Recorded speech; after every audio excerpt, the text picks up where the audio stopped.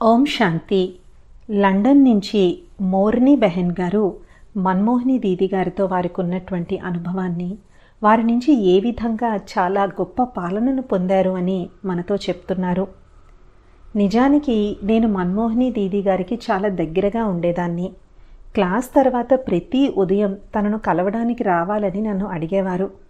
నేను దీది దగ్గరే కూర్చుని మురళి వినేదాన్ని. అది నిజంగా ఒక అద్భుతమైన అనుభవం. ఎందుకంటే దీది గారు ఒక చాలా గొప్ప స్టూడెంట్. ఆమె ఎప్పుడూ తన నోట్బుక్ క్లాస్కి తీసుకుని వచ్చేవారు. ప్రశ్న సమాధాన రూపంలో నోట్స్ తీసుకునేవారు. బాబాకు అత్యంత విశ్వాసపాత్రురాలు, ఎంతో క్రమశిక్షణ గల బిడ్డ. యజ్ఞంలో దీది గారిని కంట్రోలర్ అని కూడా పిలిచేవారు. అంటే యజ్ఞంలోని ఏవేవైతే నియమాలు మర్యాదలు ఉంటాయో వాటిని ఖచ్చితంగా తను పాటించడమే కాకుండా ఇతరులతో కూడా పాటింపచేవారు. దీది గారు యజ్ఞ నియమాలకు మర్యాదలకు ఒక సజీవ నిదర్శనంగా కనిపించేవారు. కానీ నా దృష్టిలో దీది గారిని నేను యజ్ఞ రక్షకురాలిగా ఎప్పుడూ చూశాను. దీది గారిని మేమెంతో విదేశీయులు ముఖ్యంగా మేమందరము ఎంతో మిస్ అవుతూ ఉన్నాము. చాలామంది దీది గారిని చూసి భయపడేవారు.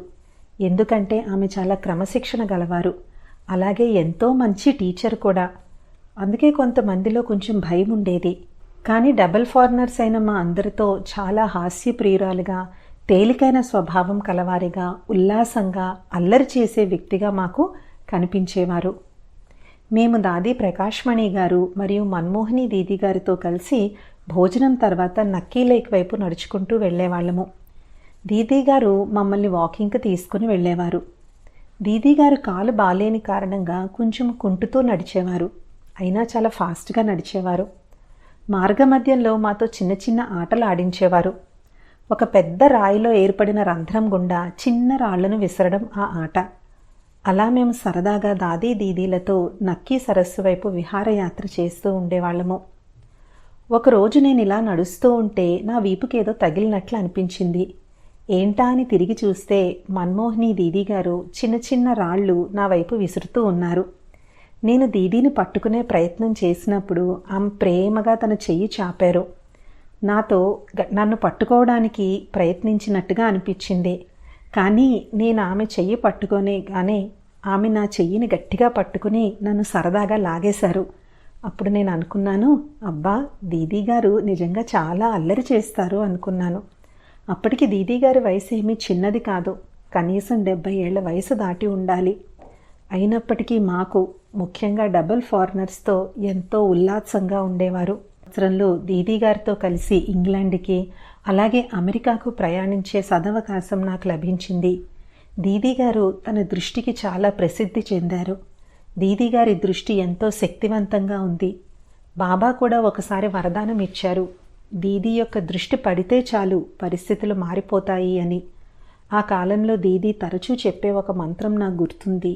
ఇప్పుడు మనం ఇంటికి తిరిగి వెళ్ళే సమయం వచ్చింది. మధుబన్లో నేను దీది గారు చేసే ప్రతి ప్రసంగంలో ఇదే సందేశాన్ని వింటూ ఉన్నాను. వాస్తవంగా నాకు మోర్నీ అనే పేరిచ్చింది కూడా దీది గారే.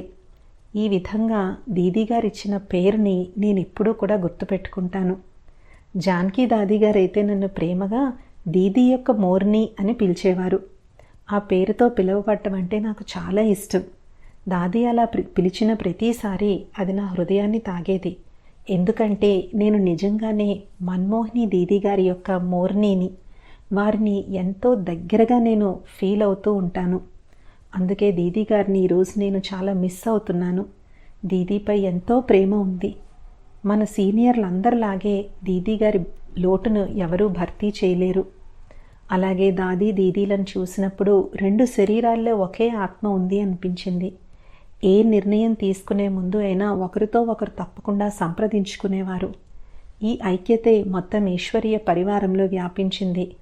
అలాంటి దృశ్యాన్ని ప్రత్యక్షంగా చూసినందుకు నేనెంతో అదృష్టవంతురాలుగా భావిస్తున్నాను.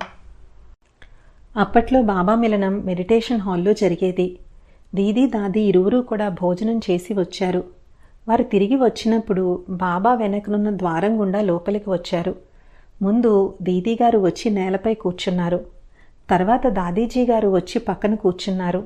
నేను సోఫాలో ఉన్నాను, కానీ వారు నన్ను పిలిచి రా మా ఒడిలో కూర్చో అని చెప్పారు. అలా మేము ముగ్గురం బాబా వెనక కూర్చుని ఉండగా బాబా ఆత్మలను కలుస్తున్నారు. మేం మాత్రం ఒక మూలలో చిన్న పిల్లల్లాగా సరదాగా గడుపుతున్నాం. బాబా ముఖాన్ని చూసినప్పుడు ఈ అల్లరి పిల్లలు ఏంటో చేస్తున్నారు అని ఆయనకు పూర్తిగా తెలుసునని మాకు అనిపించింది. అయినా కూడా బాబా తన పని తను కొనసాగించారు. అది ఎంత మధురమైన, ఎంత సరదాగా గుర్తుండిపోయే అనుభవమో. అదే దీదీ గారి స్వభావము. నిజంగా నేను యజ్ఞానికి సమర్పణ అవ్వడానికి కూడా కారణం ఇదే. అమాయకత్వం, ఉల్లాసం, మాధుర్యం, అలాగే శక్తి, క్రమశిక్షణ మరియు యజ్ఞ రక్షకురాలుగా ఉండే దీదీ గారి గుణాలు చూసి నేనెంతో ప్రభావితురాలునయ్యాను. ఈ జ్ఞాపకాలను తిరిగి గుర్తు చేసుకోవడం, వాటిని మీతో పంచుకోవడం నాకెంతో ఆనందంగా ఉంది. ఓం శాంతి.